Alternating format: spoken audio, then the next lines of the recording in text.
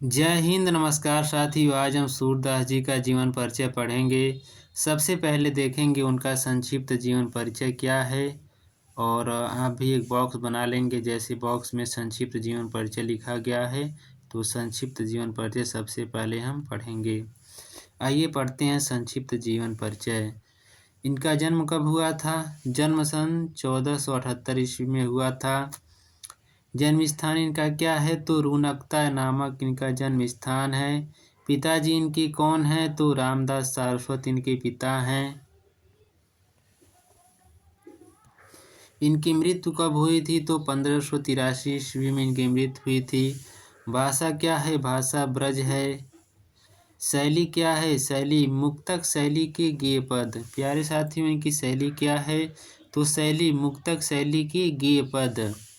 अष्टछाप एवं भक्त काल के कवि। अष्टछाप एवं भक्त काल के ये कवि हैं। प्यारे मित्रों, इनकी रचनाएं कौन कौन सी हैं इसे विशेष रूप से ध्यान दीजिएगा। इनकी रचनाएं कौन कौन सी हैं? तो रचनाएं इनकी हैं सूरसागर, साहित्य लहरी, सूर सारावली। ये इनकी रचनाएं हैं जो प्रमुख हैं। साहित्य में स्थान इनका क्या है? तो साहित्य में स्थान है कृष्ण भक्त कवियों में सर्वोच्च स्थान तथा वात्सल्य रस के पुरोधा कवि हैं ये। साहित्य में स्थान इनका क्या है? कृष्ण भक्त कवियों में सर्वोच्च स्थान है तथा वात्सल्य रस के पुरोधा कवि हैं। ये संक्षिप्त जीवन परिचय एक बॉक्स बनाकर लिखा जाएगा, जैसे यहाँ पे लिखा गया है। और बॉक्स बनाकर लिखेंगे तो एग्जामिनर को देखने में भी आसानी रहेगी और अच्छा दिखेगा भी। प्यारे मित्रों, बॉक्स बनाकर ही लिखें संक्षिप्त जीवन परिचय। अब यहाँ से हम विस्तृत जीवन परिचय इनका देखेंगे। विस्तृत जीवन परिचय में क्या है इसे अब हम पढ़ेंगे। विस्तृत जीवन परिचय यहाँ से देखेंगे।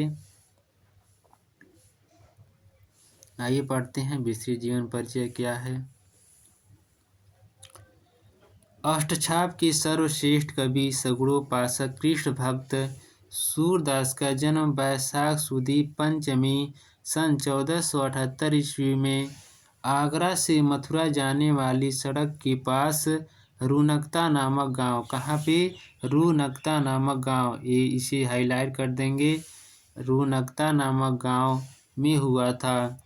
कुछ विद्वान इनका जन्म दिल्ली के निकट सीही गांव में मानते हैं। अन्य कुछ विद्वान इनका जन्म स्थान कहाँ मानते हैं? तो अन्य कुछ विद्वान इनका जन्म स्थान दिल्ली के निकट सीही नामक गांव में मानते हैं। आगे देखते हैं अब। सूरदास जन्मांध थे या नहीं, इस संबंध में अनेक मत हैं। प्यारे साथियों, एक बात ये कही जाती है कि सूरदास जी जन्मांध थे या नहीं, इस विषय में अनेक मत हैं। ये बचपन से ही विरक्त हो गए थे और गऊ घाट पर, और कहाँ पे? गऊ घाट में रहकर विनय के पद गाया करते थे। कैसे पद गाया करते थे? तो विनय के पद गाया करते थे। एक बार वल्लभाचार्य गऊ घाट पर रुके। एक बार क्या हुआ?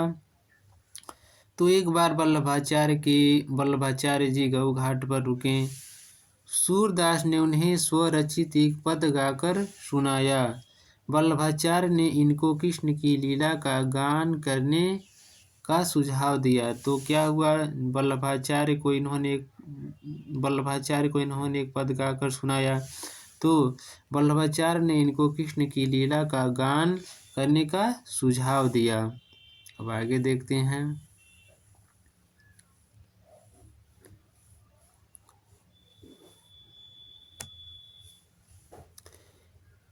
ये वल्लभाचार्य के शिष्य बन गए और कृष्ण की लीला का गान करने लगे। तो क्या हुआ? ये वल्लभाचार्य के शिष्य बन गए और कृष्ण की लीला का गान करने लगे।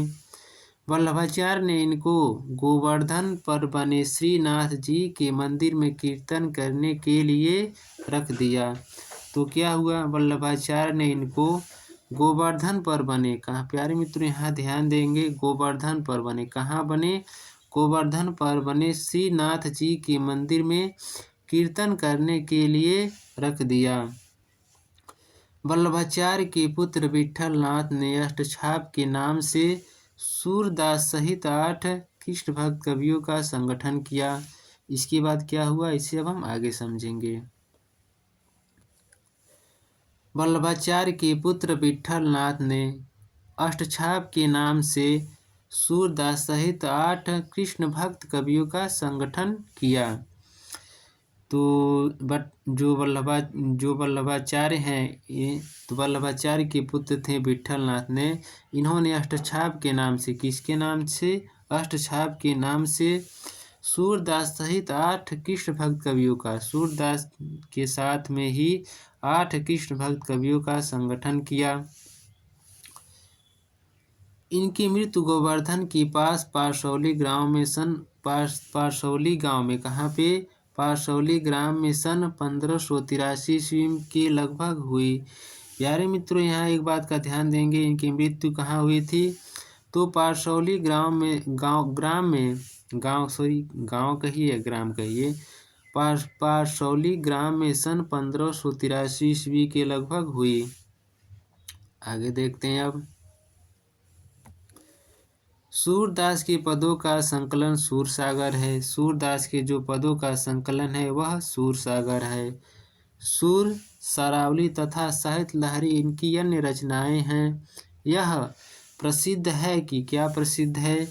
सूरसागर में 1.25 लाख पद हैं, पर अभी तक केवल 10,000 पद ही प्राप्त हुए हैं। सूर सारावली कथा वस्तु, भाव, भाषा, शैली और रचना की दृष्टि से निसंदेह सूरदास की प्रामाणिक रचना है। आगे देखते हैं। इसमें 1107 छंद हैं।